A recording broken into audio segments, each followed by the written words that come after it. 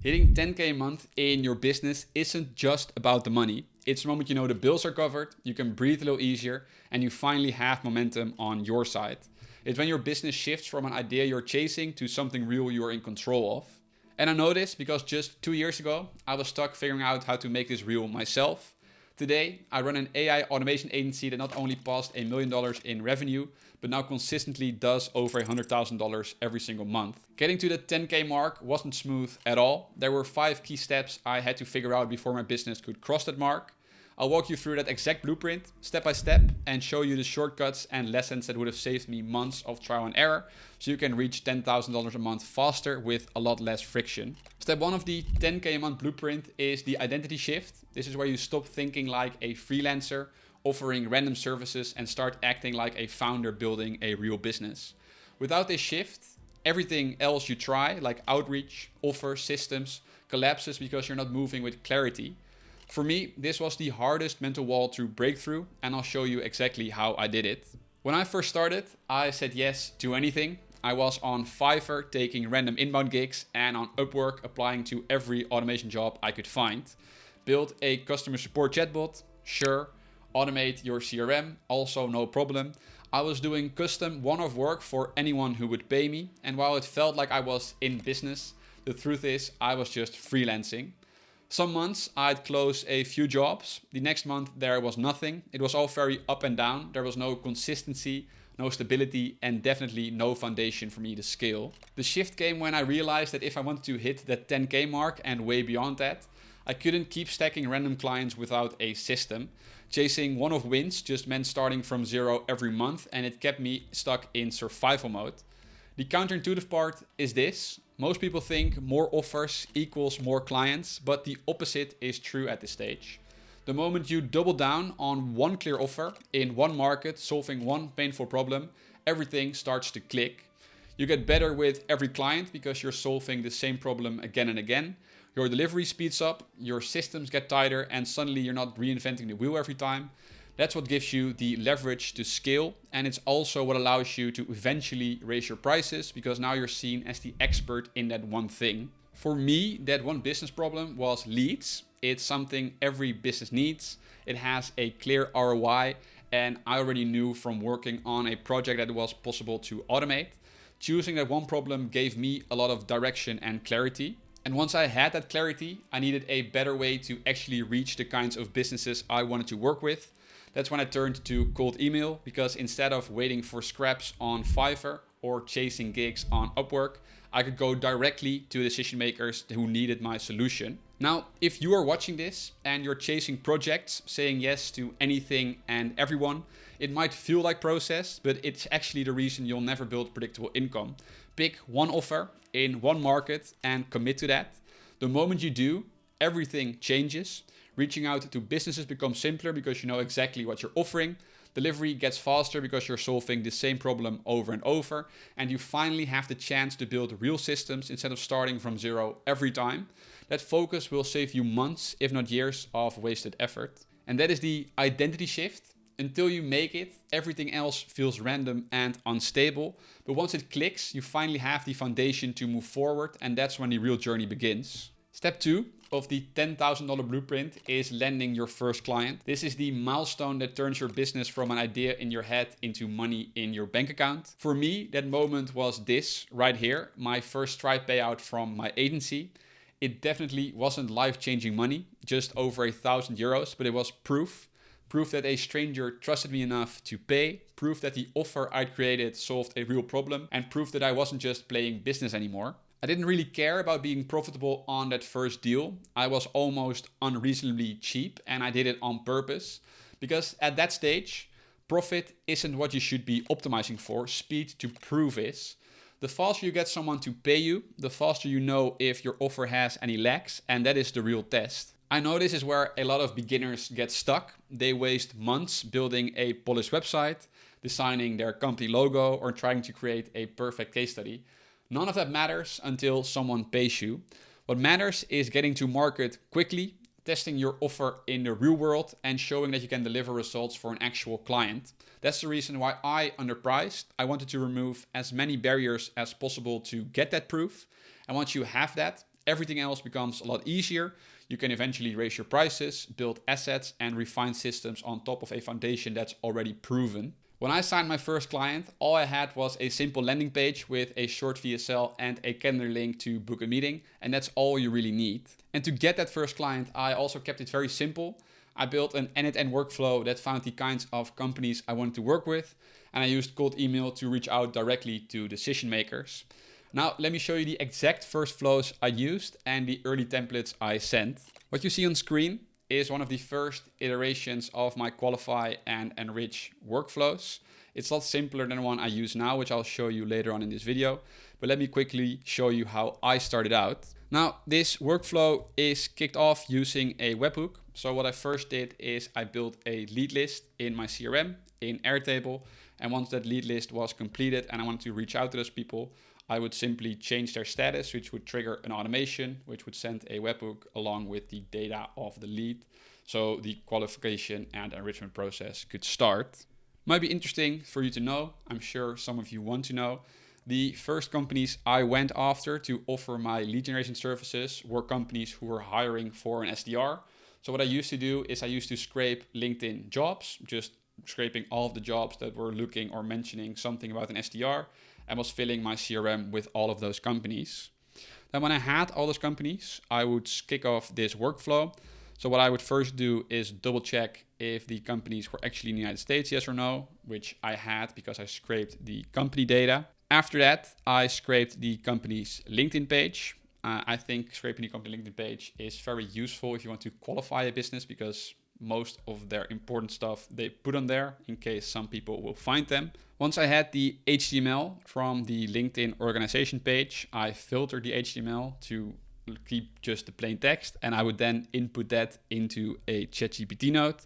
The ChatGPT node would then determine if the company was in fact a B2B business, not a B2C business, and also determine what the company size was, because that's sometimes not very obvious. If you scrape a job post, it doesn't say. Now, why did I want to know if a company was B2B and not B2C?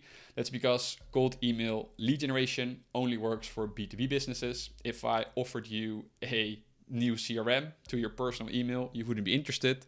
But then if I do the same to a Shopify company, for example, they might be. And why did I want to know the company size? Well, if I'm offering my lead generation services and I'm reaching out to a large enterprise who is having thousands of leads a month, who already has a very big SDR and BDR sales team, they're not going to be interested in me. So what I wanted is I wanted to reach out to companies which were smaller than 50 employees. So there was a likelihood they might be open to listening for whatever I had to offer. Once the company was qualified, so once I determined they were in the United States, they were B2B and they had less than 50 employees, I moved on to analyzing the company. Well, the only data source I used was the company LinkedIn page. But now, instead of determining if it met the qualification criteria, I just analyzed the entire company LinkedIn page using ChatGPT. So I looked at everything, their office locations, their about page, if they were getting funded or if they were recently funded, yes or no, their employee list, things like that. Using that company LinkedIn information, I used as input for the next ChatGPT node, which was to determine the variables. What do I mean by determining variables? Well, I wrote email templates and they had some variables, which I'll show you in a second, so it's easier to visualize.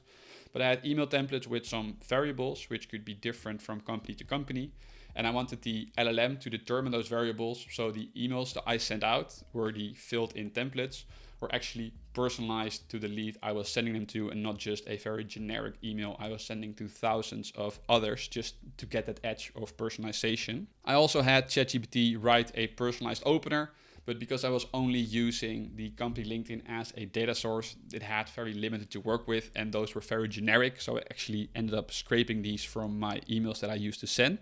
And lastly, I used ChatGPT again, but now to clean the company name. Let's say you scrape Apollo, which is a lead database, or LinkedIn Sales Navigator, or LinkedIn Jobs. What I used to do, you get the company name as a whole. So imagine Google Incorporated, for example, and you don't want to use Google Incorporated in your email because it looks very unprofessional and automated. So what this node simply does is it looks at the company name and it tries to figure out what the conversational way of naming this company would be.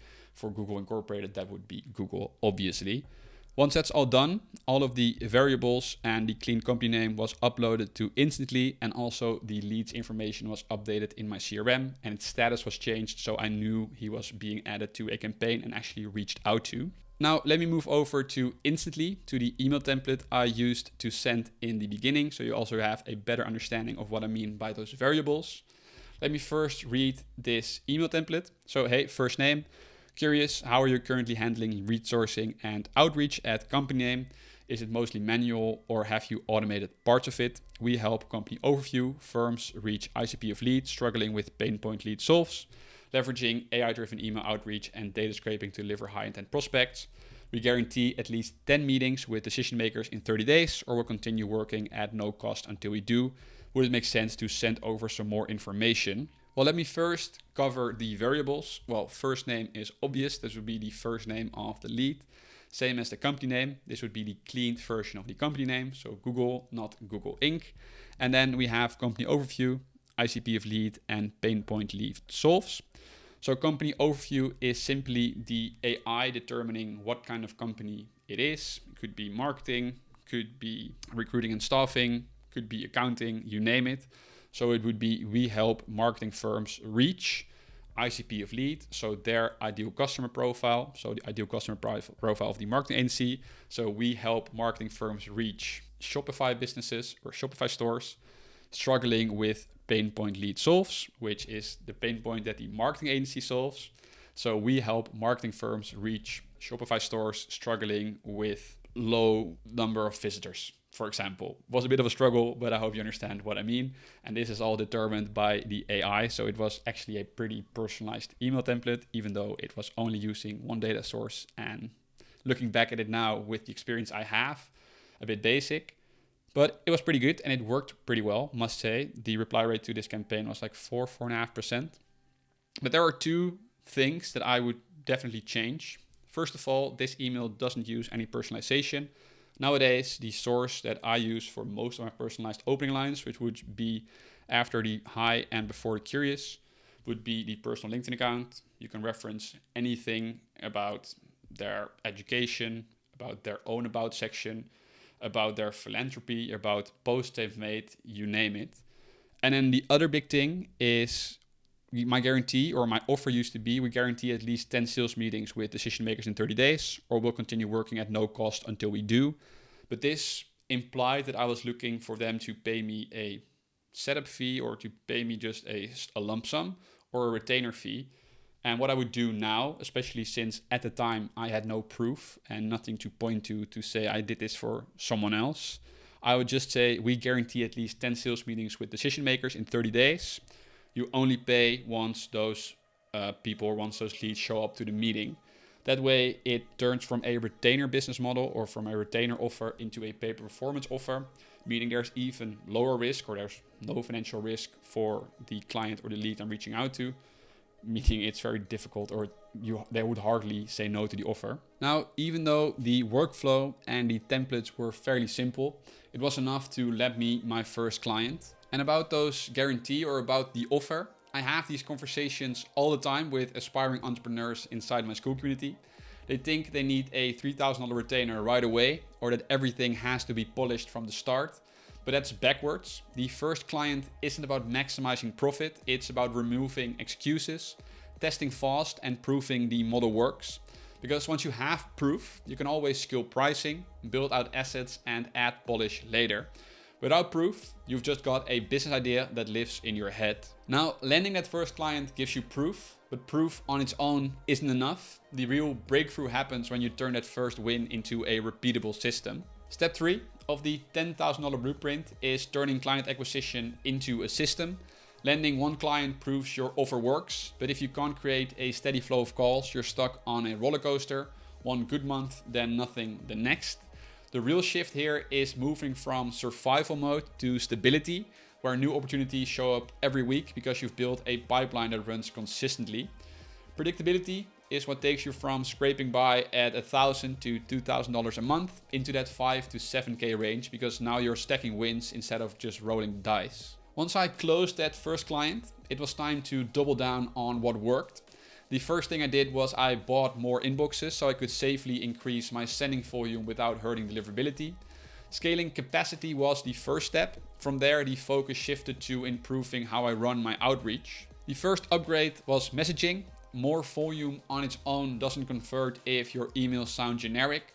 So I leveled up my automations to pull in more data sources, giving me richer personalization and better context for every lead. That's the principle. Stronger inputs create sharper messaging. If your outreach feels random, it's usually because you're not using enough data to make each email feel tailored. Next, having a case study changed the game. Before, my outreach was just promises. After that first client, I could actually point to proof.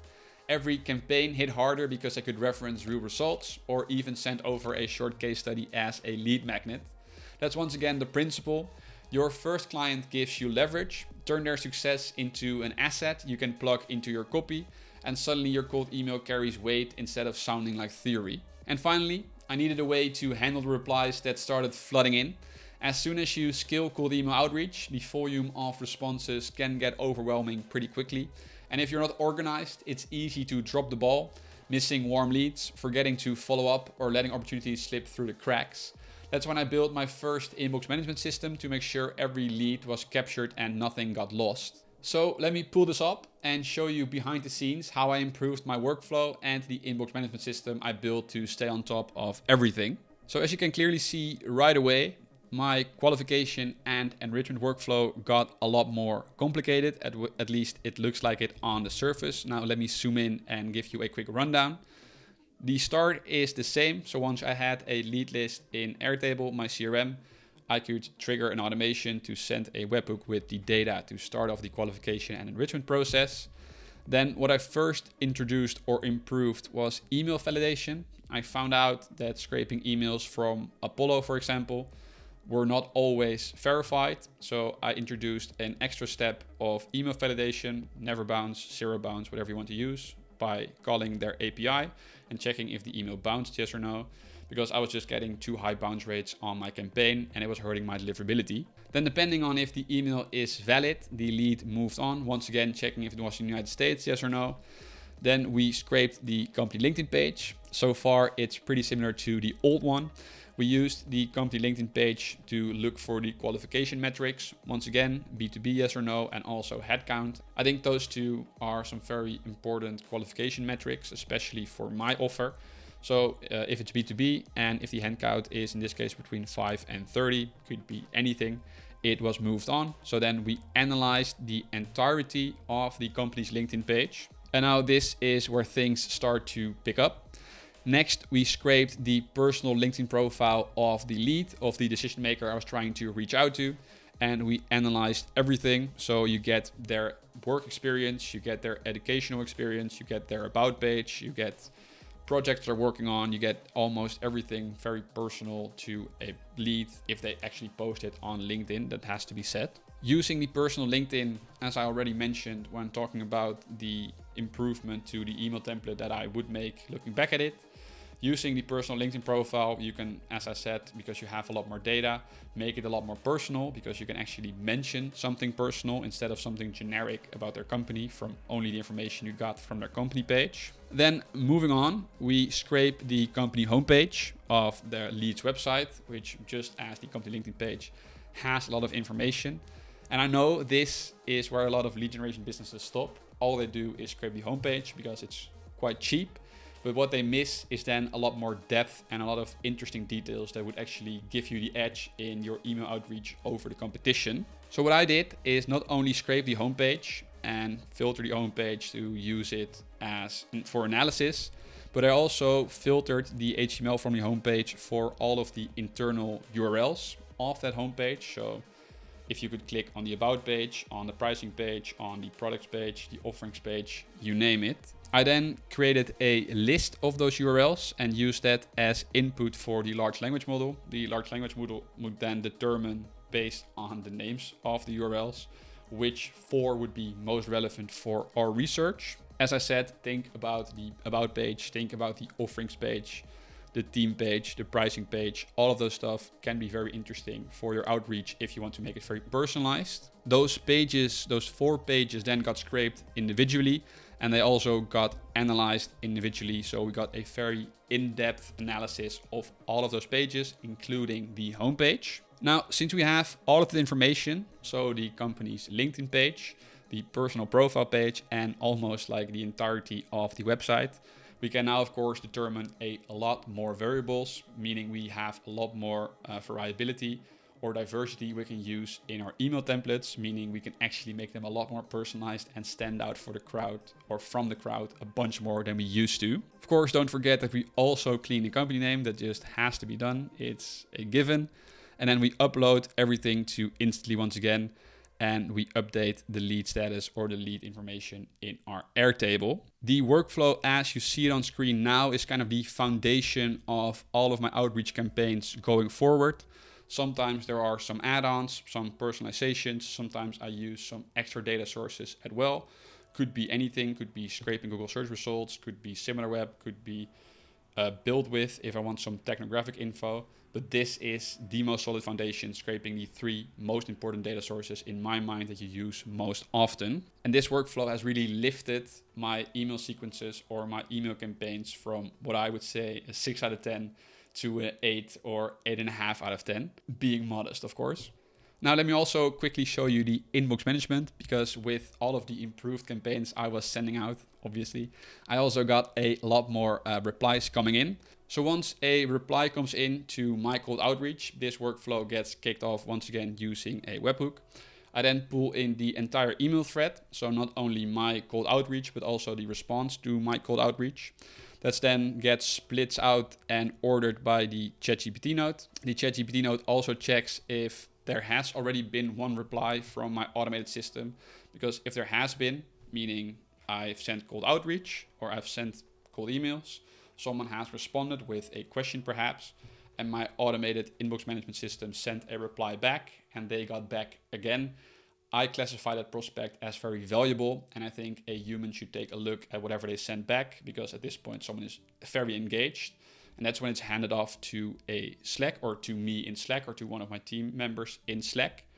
If there's only one reply, so if there was initial outreach and I offered them a case study or a lead magnet or whatever, and they say, yeah, send it over, or they say, yeah, I want to schedule a meeting, it gets moved on and we classify the response accordingly. It can go into a couple of boxes, more information needed, which is, as I said, a question about pricing, a general question, or simply asking to send over the lead magnet I offered in my outreach.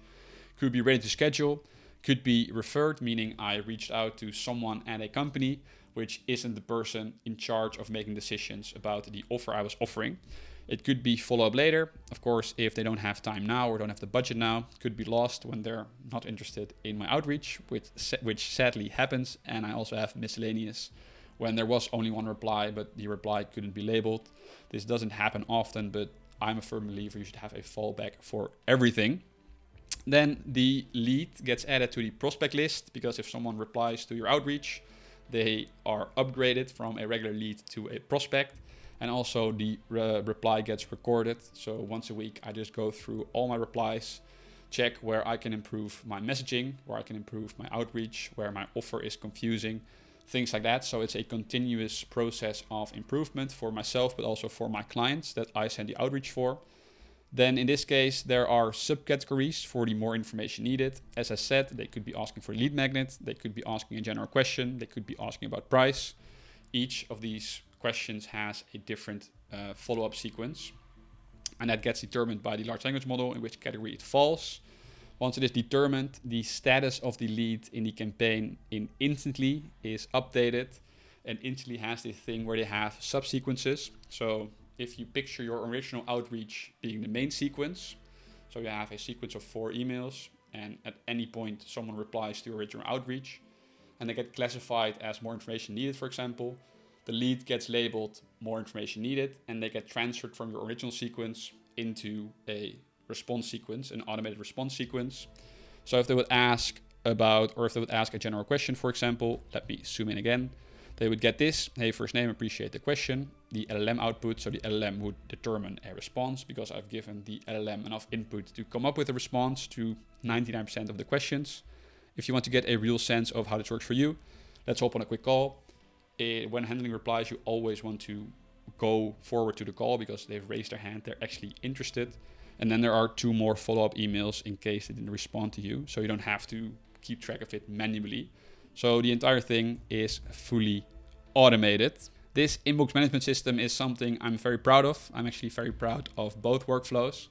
So by the way, if you want to copy these exact systems instead of spending months building them from scratch yourself, I've dropped them inside my school community. It's the first link in the description.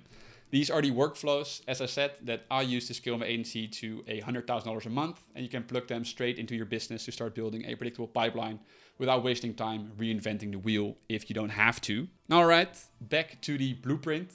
Once your pipeline is predictable, client acquisition stops being the bottleneck. The next challenge isn't getting clients, it's making sure you can deliver consistently without burning out or dropping the ball. Step 4 of the 10K blueprint is building operational leverage. This is where you stop being the bottleneck and start systemizing the back end of your business. Things like onboarding, proposals, client communication, and delivery. The goal here is simple. Make sure operations don't hold you back so you can scale smoothly once the pipeline is flowing. In the beginning, when you're just starting out with your business, you're spinning all of the plates yourself. You're sending proposals, probably one by one, chasing clients for signatures, manually onboarding, even reminding people about meetings. It works when you only have a couple of clients, but the moment your pipeline fills up, it becomes a lot of chaos, let me tell you. And that's the trap. More clients don't automatically mean more growth if your backend isn't ready for it. And that is exactly why you need to start locking down the repeatable processes early. Think of it like tightening every loose bolt before you start driving faster. The more of this you systemize, the easier your life becomes and the less likely things are to break when you scale. For me, the first headache was onboarding. I used to write custom onboarding emails for every new client, typing out the same instructions, the same next steps over and over. I was honestly wasting hours on something that should have been a simple, repeatable process. And once I turned it into a standard flow, contracts, payments, welcome email, kickoff call, everything got a lot smoother. The same thing happened with proposals. Early on, every proposal was custom. I'd sit there writing paragraphs I'd already written for someone else, formatting it from scratch each time. Not only did it slow me down, it also meant I wasn't consistent. So once I built templates, I could customize them in minutes and get deals signed faster without overthinking the process myself. Client communication was another area I had to tighten up. At first, I just answered questions as they came in, which worked when I only had 1 or 2 clients. But as soon as I had more, it became reactive and very messy. So once I set a clear rhythm, like scheduled updates or a simple dashboard, everything from there got easier. Clients felt informed and I wasn't stuck chasing emails or repeating the same updates across multiple threads. And finally, delivery. In the beginning, all the steps lived in my head. Setting up campaigns, reporting, automations. It worked when I was the only one doing it, but there was no structure to repeat or to hand it off in the future. Once I started documenting the process, delivery became smoother and way less stressful. It also gave me the confidence that nothing would slip, even as I took on more clients. If you get just these areas dialed in, so onboarding, proposals, communication, delivery, you'll remove most of the friction that kills agencies when they start scaling. You'll also buy back your headspace. Instead of juggling admin, you can focus on closing more deals and getting clients results. So once your backend is systemized and you're no longer juggling admin, like I've just said, you finally got the foundation to scale. And that's where the next shift comes in, turning a 10K agency into something stable, predictable, and ready to grow. Step 5 of the 10K blueprint is about dialing everything up. At this stage, it's less about hustling for every single deal and more about compounding what's already working. You've got proof, you've got systems, and now it's time to refine, double down, and position yourself to scale. For me, this started with shedding the fat. By the time I hit 10K a month, I already knew which niches responded best to my outreach, which offers actually landed, and which ones weren't worth the effort. That feedback gave me clarity. Instead of trying to serve everyone, I focused on the clients where I could deliver the best results and get paid accordingly. Once you've got that clarity, it's time to upgrade your positioning. Early on, I was running everything on a simple landing page with a basic VSL and a calendar link, like I said. It worked because speed to proof mattered more than polish, but at 10K a month, you've earned the right to refine. That's when you can invest in a better landing page, a stronger VSL, and assets that make you look like the authority you already are. This is also where I recommend pricing changes. Once your systems are dialed in and you've delivered results, raising prices isn't just possible, it's expected. I remember when I 4x'd my price for the first time, and as you can see here, people actually paid. Those bigger deals started coming in. That's the payoff of getting everything right on the back end. Suddenly you're not just selling effort, you're selling proven results. Another big move I made right after hitting 10K was hiring a closer. At that point, my bottleneck wasn't leads, it was myself. I was based in Europe, I am based in Europe, serving mostly US clients, and the time zones made it almost impossible to take every sales call. So by bringing in a closer, I freed myself from that bottleneck and made sure no opportunities slipped through. That's part of the stage 2, identifying where you're still the choke point and either systemizing it or delegating it. That's really what this stage is about. Once you've hit 10K, the game shifts from proving yourself to sharpening everything. You're no longer just trying to land clients, you're building a business that can't scale with or can scale without breaking. So let's zoom out for a second. You've now seen the full 10K blueprint step by step. And when you put these pieces together, you can see the entire path laid out in front of you. It starts with the identity shift, moving out of freelancer mode and looking into one clear offer in one market. Without that, everything else collapses. Then comes your first client, because until someone pays you, it's just an idea. That first Stripe payment is the proof that changes everything. Next is building a pipeline, turning client acquisition from random chance into a predictable system. And that's what takes you from 1 to 2K a month into 5 to 7K months, stacking wins instead of guessing. From there, it's about operational leverage, systemizing onboarding, proposals, communication, and delivery, so your backend doesn't collapse the moment things start working. And finally, you reach stability and scale, refining your offer, raising your prices, upgrading your positioning, and starting to pull yourself out of the bottleneck so the business can grow beyond you. That's the full blueprint. 5 steps that take you from chasing random projects to running a real agency with predictable revenue. This is the exact path I used to hit 10K a month, and it's the same foundation that helped me scale past $100,000 a month.